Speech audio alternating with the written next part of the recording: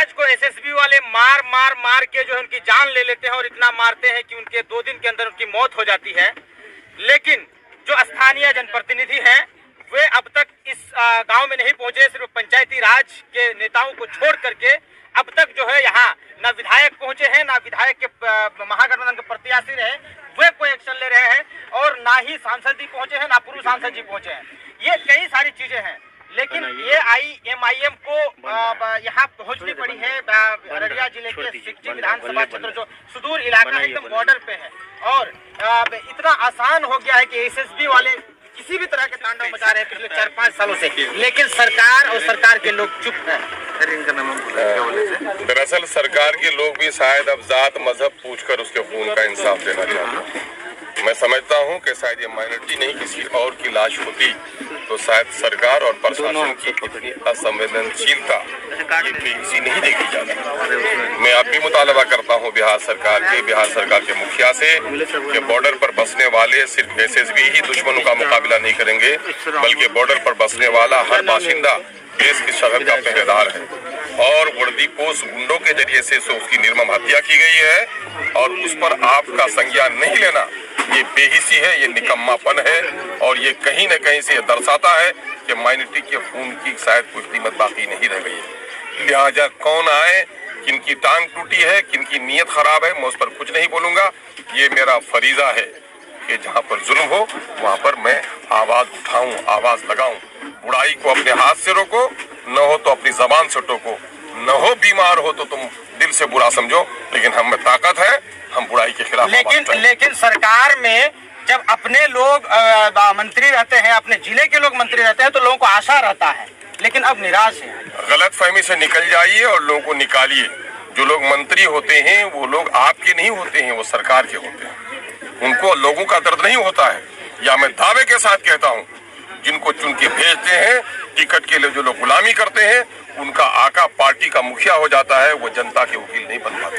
क्योंकि एसपी साहब खुद जब धरने पे बैठे थे यहाँ के लोग, तो एसपी साहब खुद फोन करके परिजन को आश्वस्त किए थे कि बहुत जल्द 2 से 4 दिन के अंदर उनकी गिरफ्तारी करेंगे। ऑन रिकॉर्ड है, वो वीडियो रिकॉर्ड है, लेकिन एसपी साहब खुद यहाँ अब तक नहीं पहुँचे। ये तो खेद की बात है। मैंने अभी एसपी अररिया से बात की है और उनको मैंने बताया भी है, उनको खबर नहीं थी कि पोस्टमार्टम की रिपोर्ट आई है। 302 का मुकदमा भी हुआ है और पोस्टमार्टम की रिपोर्ट से उसकी पुष्टि भी हो रही है कि उसकी निर्मम हत्या की गई है, और उन्होंने वादा किया है। हालांकि उनको पहले आ जाना चाहिए था, ना आ सके, न जाने क्यों ना आ सके, मैं नहीं समझ पाता हूँ, है ना। क्राइम जो भी करे, अगर वर्दी में कोई क्राइम करता है तो ऐसे गुंडों की पहले खैरियत देनी चाहिए। उनको आना चाहिए था, ना आए हैं। उन्होंने वादा किया है 1-2 दिन में आएंगे। और खेदजनक बात तो ये भी है, जो सुनने में आई है, लोगों के पास रिकॉर्ड है कि एसएसबी के लोग आज भी यहाँ के लोगों को धमका रहे हैं, डरा रहे हैं कि मुकदमात उठा लो वरना तुमको जीने नहीं देंगे, तुम पर मुकदमात ही नहीं डलवाएंगे, तुमको तरह तरह से परेशान करेंगे। इस तरह की धमकियां आगे लोगों को दी जा रही है। तो मैं समझता हूं कि फौरी तौर पर दूसरा मुकदमा उन धमकी देने वालों पर भी होना चाहिए, और एसपी साहब को फौरन इस पर कार्रवाई करनी चाहिए।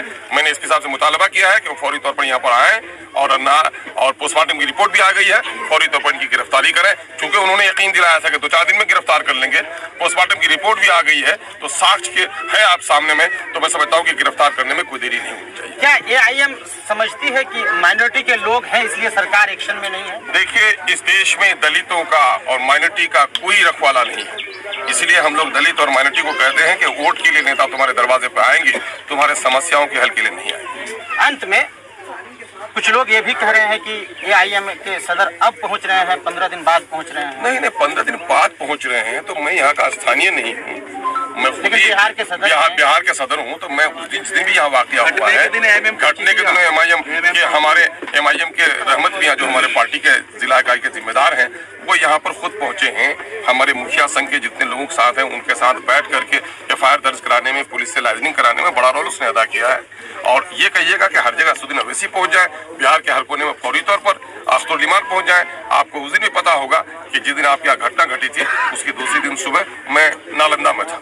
और उधर हमारी असेंबली वगैरह के भी कुछ मामला थे जिसकी वजह से आने में अब AIMIM शहबाज के परिजन के साथ मजबूती के साथ यकीनन है शहबाज हो या अक्षय कुमार हो या राम हो, हम सब के साथ, उन तमाम तो लोगों के साथ जिस पर जुल्म हुआ हो, अन्याय हुआ हो, ऐसे लोगों का साथ देना ही मेरी राजनीतिक फितरत है और मैं इससे कभी समझौता नहीं कर सकता।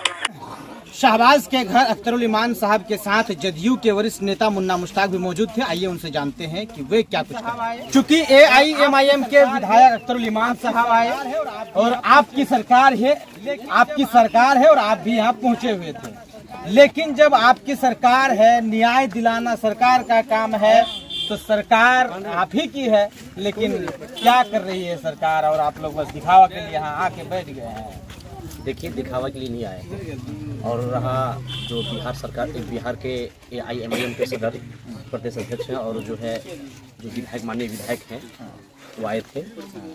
आना भी चाहिए, हर पार्टी के लोगों को आना चाहिए, पार्टी के स्तर से नहीं, एक सामाजिक स्तर से, समाज के लिए एक न्याय दिलाने के लिए, एक इंसानियत के लिए आए।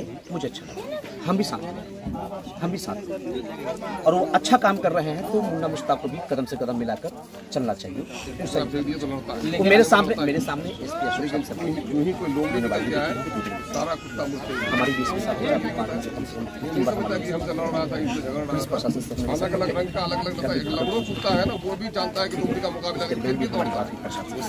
रिपोर्ट आ चुकी है। ये मामला अनुसंधान जांच रिपोर्ट SP साहब को सुपुर्द किया जाएगा। उसके बाद जो मामला अनुसंधान के बारे में मामला तफ्तीश में है, जो भी दोषी सख्त कार्रवाई हो जाएगी, गिरफ्तारी भी हो। कानून का राज है। मैं आपको बता दूं, ये नीतीश कुमार की सरकार है, सुशासन बाबू की सरकार है, और मैं एक बार नहीं 100 बार कहता हूँ, नीतीश कुमार ना किसी को बचाते हैं, ना किसी को फंसाते हैं। और ये मामला BJP के संज्ञान में है, ये मामला माननीय मुख्यमंत्री नीतीश कुमार जी के संज्ञान में है, SP अशोक जी के संज्ञान में है। ये मामला दबने वाला नहीं है। और मैं मुख्य संघ के लोगों को मैं उन लोगों का आभार व्यक्त करता हूँ कि वो लोग रोड जाम करके, धरना प्रदर्शन करके, है ना, मतलब एक मजबूती दिला।